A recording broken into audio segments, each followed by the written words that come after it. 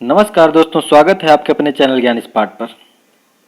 कल हिंदी का एक चैप्टर में 25 क्वेश्चन हमें सॉल्व करवाया था।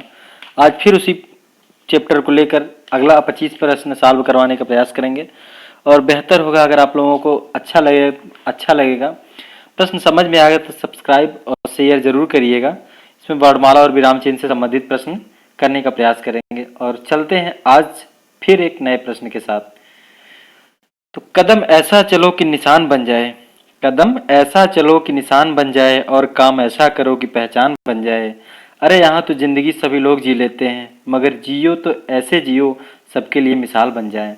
तो दोस्तों, जीना तो एक कुत्ता भी जीता है, लेकिन ऐसे जिया जाए कि मिसाल बन के कायम खड़े हों आप। तो चलते हैं प्रश्न की तरफ, प्रश्न देखते हैं। और प्रश्न आपके सामने पहला प्रश्न है। क्या है पहला प्रश्न, पढ़िए। ज्ञ वर्ड किन वर्डों के संयोग से बनता है? तो ज्ञ वर्ड किन वर्डों के संयोग से बनता है? तो दोस्तों, ज्ञ वर्ड ज और या के संयोग से बनता है। ध्यान दीजिएगा दोस्तों, ध्यान क्या दीजिएगा, ज पूरा है, यहाँ आधा च है। तो ये सही आंसर आपका होगा। क्या? ज और या के संयोग से ज्ञ बनता है। अगला प्रश्न चलते हैं। अगला क्या है, निम्नलिखित में से अघोष वर्ड कौन से हैं? दोस्तों, निम्नलिखित में से अघोष वर्ड कौन सा है? तो अघोष वर्ड क्या है? सा। जैसा कि हमने कल बताया था अघोष वर्ड क्या होता है, तो अघोष वर्ड सा है।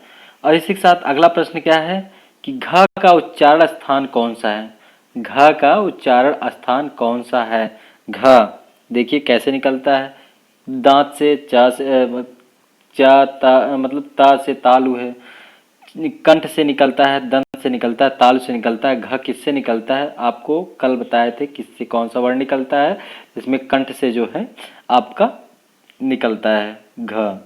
घ घ पढ़ने का प्रयास करिए, देखिए कंठ से निकल रहा है। चलिए अगला, निम्नलिखित में से संयुक्त व्यंजन कौन सा है? संयुक्त व्यंजन बताना है हमको। संयुक्त व्यंजन आप लोग बताइए कि संयुक्त व्यंजन कौन सा है? संयुक्त व्यंजन क्या है? ज्ञ है। क्या है? ज्ञ। अगले प्रश्न पर चलिए। अगला प्रश्न क्या है, निम्नलिखित में से कौन सा वर्ड उच्चारण की दृष्टि से दंत नहीं है, दंत से नहीं बोला जाता है? तो कौन सा है? तो दंत से नहीं बोला जाता है। ट किसे बोला जाता है? जीवा से, तालु से, ट। तो ये जो है आपका जीवा से टच होता है तालु में, इसके बाद ट निकलता है। और दंत से जो बोला जाता है वो त, न। ये दांत के सहारे से बोला जाता है। इसमें सही आंसर आपका ट होगा। छ वर्ड किसके योग से बनता है? छ वर्ड किसके योग से बनता है? किसके योग से?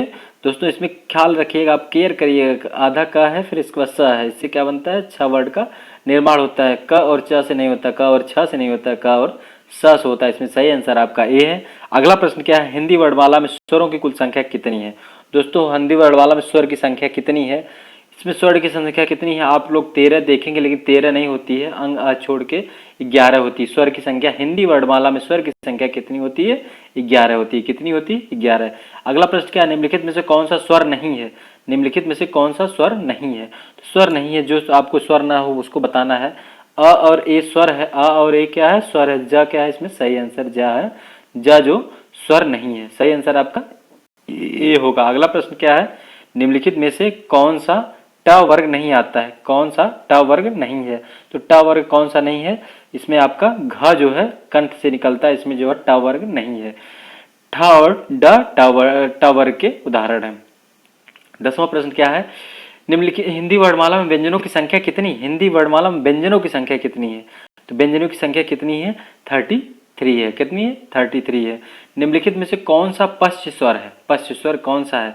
तो पश्च स्वर कौन सा है? जो है इसमें आ, क्या है? आ, ये जो है पश्च स्वर है। इसमें सही आंसर आपका बी है। अगला प्रश्न क्या है आपके सामने, खड़ी पाई वाले व्यंजनों को संयुक्त रूप से कैसे बनाया जाता है? खड़ी पाई वाले व्यंजनों को संयुक्त रूप से कैसे बनाया जाता है? तो खड़ी चौपाई को हटाकर बनाया जाता है। किसको? खड़ी चौपाई को हटाकर बनाया जाता है। इसमें सही आंसर आपका सी है। अगले प्रश्न पे चलते हैं। अगला प्रश्न क्या है आपके सामने? अगला प्रश्न है, विसर्ग से बना शब्द कौन सा है? विसर्ग से बना शब्द कौन सा है? इसमें सही आंसर आपका क्या है? विसर्ग से बना, देखिए निस्प्रे जो है ये विसर्ग से बना हुआ शब्द। इसमें सही आंसर आपका बी है। इसके साथ अगले प्रश्न चलते हैं, निम्नलिखित में से कौन सा वर्ड स्वर है? कौन सा वर्ड स्वर है?